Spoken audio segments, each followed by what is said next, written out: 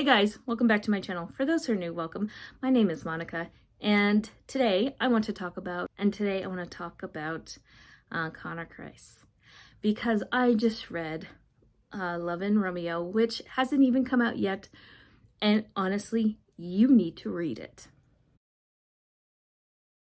First book I want to talk about before we get into that book is When Gracie Met the Grump. Because this was on my favorites list. Like, I gave this book 5 stars. He narrated with Kelly Dalton. Kelly Dalton is like top tier narration goodness, okay?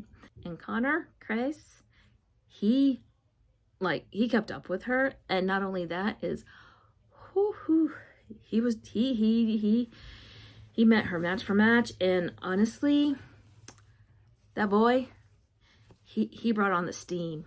And he was grumpy AF in that book because the character, Grump, Sir Grumpsalot, because I'm not going to give you the name of the character, because I feel like that would ruin this, the perfection of this book, okay? This is a superhero romance. I know this is weird for Mariana Zapata, but Mariana Zapata is an event, okay? Her books are always an event. They're always different. Just like Jessie Hall. Like, Jessie Hall's books are always different. They're all different. Same with Mariana Zapata. And for Crais to take on a grumpy superhero who has a back problem, that is fantastic, okay? And he pulled it off. The way he worked with Kelly Dalton. I'm not a superhero girly by any means, because honestly, I'm so superheroed out. I just can't. But this book was brought alive in such a way that I wanted more from this story because of him. The banter was good. The plotting was good. Gracie met him when he crash landed in her front yard. But then it took this really weird turn with a Mexican drug cartel. And I was like, okay, we're gonna go there? All right, sure. It was just this whole thing. And it was fantastic. It was like the drug cartel meets the Incredibles. It was very interesting. And I loved the romance. And I loved, it had her signature slow burn. And Crais brought him to life in such a way that it was perfect. So, highly, highly recommend this one. And I highly recommend the audiobook. The next book I want to talk about is Obsession Falls by Claire Kingsley. This one he narrated with Ava Erickson. And this one is a romantic suspense in the new Haven Brothers series that she's writing. She started it last year. I think this one came out in October. I loved this one, but I am a romantic suspense girly. This one was Grumpy Sunshine. Josiah Haven is a lumberjack. He did not want to care for Audrey, that was new in town, and she was coming in to be a writer for the newspaper, the Telecom newspaper, and you get to see the squirrels, because the squirrels are infamous in Telecom. But also, this was very much Grumpy Sunshine. He's her neighbor. He did not want to care for her. He tried to not care for her, but at the end of the day, he cared for her. And I loved that he fell for her dog, then he fell for her, and he was gonna burn the world down for her just to protect her from her stalker, because she had a stalker. I loved it. I gave it 5 stars. Crais did the way he was moaning, like, I won't care for her. She's not my problem. She's not my problem. She's not my problem. And he's like, fine, she's my problem. But the way these two communicated and the way Crais narrated Claire Kingsley's words was just so fantastic, because he brought Josiah to life, and it was just, I loved it. It was 5 stars for me, and I have to say it was one of the better ones. So I have to highlight that one. Another one that I truly loved, and I think, when did I read this one? I read this one in 2022, and it's still stuck with me because, holy crap, it started with A House Fire. This is from The Embers by Ali Martinez. And I have yet to read another one of her books, and I really want to. I'm sort of afraid to, because I love this so much that I'm afraid to read another one of her books, because I'm afraid it won't live up to this one.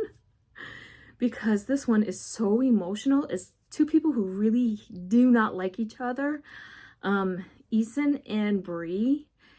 Eason is married to Bree's best friend, but there are secrets between Eason's wife and Bree's husband. There's stuff that is unraveled, but it's unraveled in such a way because the house that they're in when they're having a date night blows up, and Eason tries to pull out his wife, but he pulls out Bree instead because he thinks he's saving his wife, but he's saving his wife's best friend who hates him. And so they have 3 kids. Bree has 2 with her husband, and Eason has a baby girl who's 6 months old. This romance goes really from hate, because they hate each other, to where they're learning to grieve with each other, to becoming allies, and they start taking care of each other, and they take care of each other's kids, where they help each other with their kids, to they become each other's persons, to becoming each other's allies, and then they become each other's friends, and they're cheerleaders, and then they're romantic partners. And through this whole thing, this one is, yeah, it's a bit over dramatic, but oh my gosh, I loved it. And there was this ending twist that was like a telenovela. I loved it. I loved every minute of it. I gave 5 stars. I was enamored, and I was just on the edge of my seat.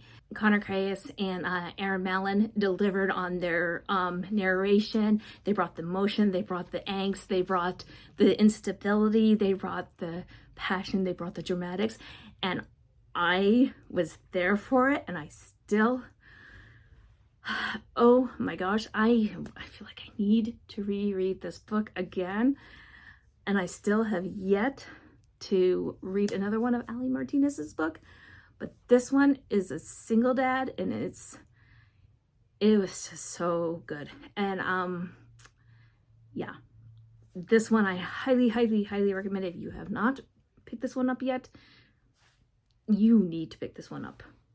The next one that I want to recommend is my personal favorite in the entire series. I know a lot of people loved book 2 in this series, but I don't know. I love the dramaticness, the drama, and the messiness of this one. I love good drama and messy. And Connor Crais narrated this one with Cindy Kay, and it is Garnet Flats by Devoney Perry. I know people don't like this one as much as Juniper Hill, but I don't care. I loved this one.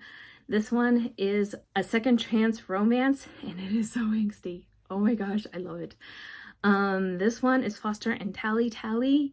At the end of I think it was Juniper Hill, if I remember correctly, Foster walks in to her work because Tally is a doctor, and he's looking for her, and he's like, I want her back. He is a fighter. He's an MMA fighter, and he's like, I want her back. And we find out what he did to lose her, which was really pretty bad, honestly. And she is pissed. So Talia is really pissed off with him, and rightfully so. And he has to grovel, and he does. And then we find out he has a secret and why he did what he did. And honestly, I get why he did what he did. I'm not going to spoil it, but she does forgive him a little too quickly. But I feel like they were soulmates, and they knew they were soulmates. I feel like they wasted too much time, so I was okay with her forgiving him as quickly as she did. If I could say anything about this book, is I just loved how messy it was. It was messy. It was very messy. And I loved how Talia at the end decided to to forgive him, but also to step in and embrace why he did what he did, and to be present with everything that had happened, and to take responsibility. Also, I loved Crais as Foster, and the way he brought him to life. It was so good. Yep, this one was just so good. I loved it. I gave 5 stars, and it's my favorite, and I'm okay with that. Well, is it my real favorite one? It's between this one and Crimson River. I just really love Crimson River as well. So Garnet Flats and Crimson River, I think, are my 2 ties for the Eden series. I know everybody loves Juniper Hill, but I am a red girl. I have to say Crimson River and Garnet Flats are my favorites. So, and this is the last one. This is the one I think everybody's watching this video for, and it is Love and Romeo by Laura Pavlov. I got an audio arc for this. The audiobook for Love and Romeo is up for pre-order now. This is the first book in her new series, Magnolia Falls. Crais did such a great job as the boxer. Romeo, the golden boy knight, and Samantha Brentmore did such a great job as Demi Beans. That was her nickname, Crawford. He's a boy from the wrong side of the tracks, and her family's rich. I think her grandfather was like the governor. She works for what she has, okay? So it's Grumpy Sunshine, small town, sports boxer, so because he's a boxer, enemies to lovers, opposites tracks, found family, and there's no third act breakup. Now, the enemies to lovers is more on his side than hers. She doesn't really see him as an enemy. She's trying to be his friend at the beginning, and he's like, I don't want anything to do with you. You're a Crawford, okay? He really and honestly, rightfully loathes her because she's a Crawford. There's a whole backstory there. I'm not going to get into it because I don't want to spoil it. However, her cafe, Magnolia Beans, is next to his boxing gym, and she's trying to make friends with him, right? He wants nothing to do with her. And then something happens, and he helps her out. There's also someone in her past that won't leave her alone, and it's not a good situation for her. So she decides to ask him for help to learn self-defense. And he's training for this fight because this dude is kind of being a dipshit, okay? And he's like, it's like the heavyweight champion or something like that, saying that the golden boy is gonna go down in the first round, right? And so Romeo, being Romeo, is like, okay, I'm gonna take you up on it. So he starts training for this fight. It's like $3 million on the line. It's a lot of money for him.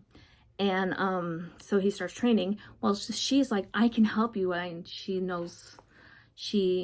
understands nutrition. She's like, I'm making these green smoothies and I can help you with your nutrition. So they come into this agreement where she's gonna help him with the nutritional part, and he helps her with her self-defense. Well, they grow closer, and the pacing in this book is impeccable. Laura Pavlov has grown as a writer, and honestly, Crais and Samantha Brentmore, they killed it. Where I was glued to my seat with this. Demi shares her truths with him, and there's some pretty dark truths. Same with Romeo, okay? And it brings them closer together until they cannot deny each other. And the best part about this is there's this found family aspect with Romeo, who like literally is like, they keep telling him, you need to bring her into the family. You need to bring her into the family. So they're accepting her. She is all pure sunshine, and they're like, she's wonderful. You need to bring her in. The movie Rocky, there's Rocky references throughout this book. It is great. It was a lot of fun. It's gorgeously written. The romance is beautiful. It's well-paced. The steam is there. It's there when it needs to be there, and it's done well. And also the boxing is there. You see him training. There's a match at the end. He's considered the underdog, and it is a pretty epic boxing match, honestly. So you're not just seeing him exercising, you're actually seeing the sport, okay? So it's there. Also, you see Romeo defending Demi, And I honestly enjoyed it from the very beginning to the very end. I have to absolutely recommend this book. I recommend it, and I recommend you get the audio. So yeah, those are my recommendations for Connor Crais. He is one of my favorites. He's right up there with Zachary Weber / Jacob Morgan, Aiden Snow, Sebastian York for me. I mean, he's like shut up there for me. So, and Love and Romeo just cemented him as one of my absolute favorites. Anyway, so those are the ones that I want to highlight. Let me know if you have a favorite from him down below that you wanted to recommend to me. And if you want to let me know that you've been here but you don't want to comment on anything, leave me a boxing glove emoji, since the last book that I talked about was Love and Romeo. And until next time, my friends, happy reading. Bye.